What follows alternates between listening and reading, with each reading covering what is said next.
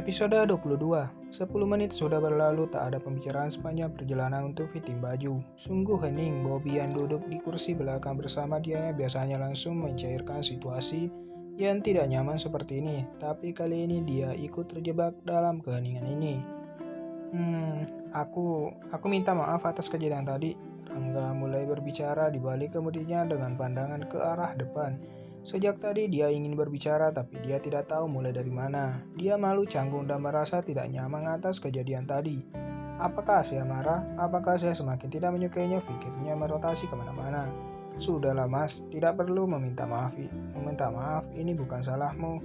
Ucapnya begitu datar, dirinya berbicara tapi pandangannya tidak sedikit pun melihat ke arah Rangga. Tidak perlu membahas ini lagi, toh mau tidak mau, suka tidak suka, kita akan tetap menikah. Melipat kedua tangannya di perut dengan pandangan ke arah kaca pintu mobil di sampingnya.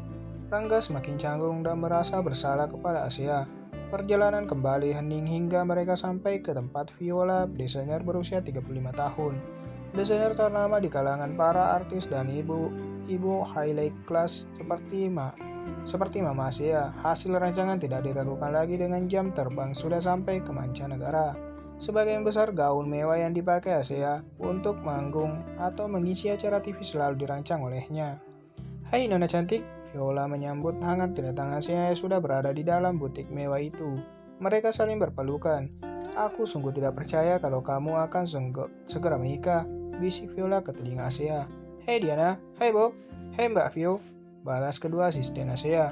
Oh my god, Viola menatap ke lagi yang berdiri di belakang Bobby dan Diana. Dia kembali menatap Asia dengan wajah yang terperangah, melihat laki tampan Rangga dengan menaikkan telunjuknya ke arah Rangga, mengisyaratkan pertanyaan kepada Asia, apakah ini calonnya?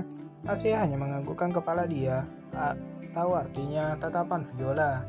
Kenalkan mbak, namanya Mas Rangga. Mas Rangga, ini Mbak Viola. Asia mengenalkan keduanya. Rangga hanya menyatukan kedua tangannya di dada dengan sedikit senyuman yang semakin memancarkan ketampanannya.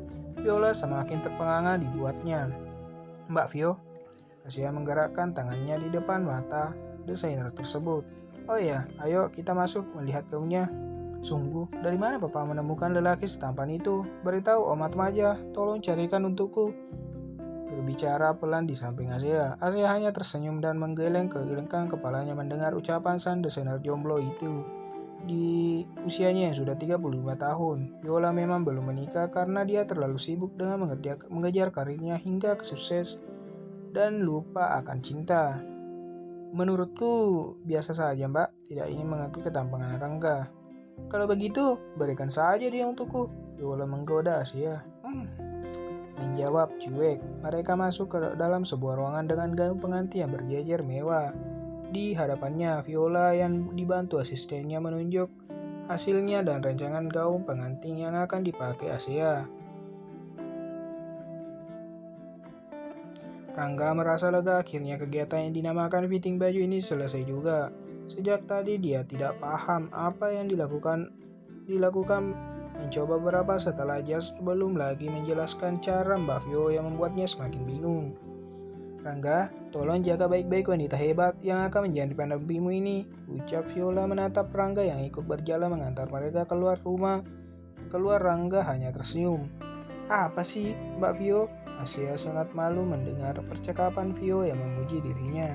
Kenapa orang-orang tidak bisa melihat kalau dia gadis manja dan cengeng? Oh Tuhan, Asia melihat pemandangan di ruang tunggu di depan pintu kaca mewah. Viola segera menghentikan langkahnya. Apa yang kalian lakukan sehingga para wartawan bisa sampai ke sini? Nada Asia marah kepada kedua asistennya yang berada di belakangnya. Maaf Nona Bos, sungguh kami tidak tahu kalau mereka ada di sini, jawab Bobby. Diana, teriak Asia. Maaf Nona Bos, sungguh ini di luar dugaan kami. Diana menundukkan kepala, dia tahu kalau bosnya belum siap menemui wartawan. Kenapa kalian bisa seceroboh ini? Gerutu Asia. Rangga hanya diam, sedikit kaget melihat wanita manja ini memarahi kedua asistennya. Ternyata seperti ini kalau kamu sedang marah. Dia kembali fokus melihat para wartawan yang menunggu mereka di Dia juga sering berhadapan dengan wartawan, tapi ini menyangkut kasus kriminal yang ada di wilayahnya, tapi kali ini kasus berbeda yang menyangkut dirinya. Asia, maafkan Mbak Vio, pegang bahu Asia. Maksud Mbak Vio? Asia tidak mengerti. Sebenarnya Mbak Vio sudah tahu kalau akan ada wartawan. Mereka diberitahu dan disengaja di sini oleh Mama dan Papamu. Tapi Tante Rita dan Oma Atmaja melarang Mbak Vio untuk mengatakannya padamu. Sungguh sangat menyebalkan, gerutu Asia. Ayo Rangga, keluarlah. Viola menatap Rangga. Rangga hanya diam, memandang Asia. Dia bingung dan sedikit kesal. Dunianya sungguh berbeda dengan calon istrinya itu. Dia tidak nyaman dengan semua ini. Ya sudah, akhirnya Asia menyuruh dan keluar menemui wartawan. Diikuti kedua asistennya dan Rangga dengan perasaan tidak nyamannya akan dunia nona artis yang akan menjadi istrinya. Asia keluar dari pintu kaca memasang senyum palsu yang begitu manis kepada para manusia yang dengan kamera di tangannya yang harusnya akan berita tentang dirinya. Sapaan hangat dari para pemburu berita yang menunggunya di ruang tunggu butik mewah itu. Asia menyapa balik dengan sangat hangat pula. Para wartawan terperangah dengan wajah tampan lelaki yang ada di samping Asia, yang mereka sudah yakini kalau itu adalah calon suami Asia. Pertanyaan mulai menghujani sepasang calon pengantin itu. Apakah betul mereka sudah melakukan fitting baju? Kapan sejak acara mereka akan berlangsung dan banyak lagi. Setelah beberapa menit berlangsung, seperti Asia sudah sangat tidak nyaman dan segera pamit pada orang-orang tersebut. Mbak Asia, satu pertanyaan lagi Mbak. Mbak Asia, lalu bagaimana dengan Mas Andre? Mbak, bukankah kalian saling mencintai? Dek, Asia tiba-tiba menghentikan langkahnya dan berbalik sebentar kepada wartawan yang bertanya dengan mata berkaca-kaca. Hati-hati dengan pertanyaan Anda. Kembali mempercepat langkahnya melewati pintu kaca berikutnya dan keluar menuju mobil dengan air mata dan sudah berdiri di wajah cantiknya. Ini belum terlambat. Kita masih bisa membatalkannya. Tidak usah menyiksa batinmu seperti itu, ucap Rangga. Aku tidak menyiksa batinku. Aku bahagia, ucap Asia. Kalau kamu bahagia, kenapa kamu menangis? Rangga melihat bulir bening jatuh di pipi Asia.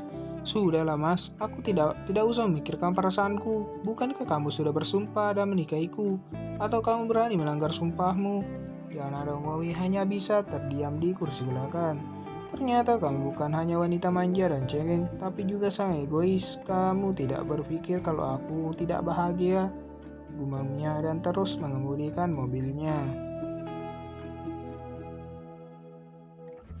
Jangan lupa like, subscribe,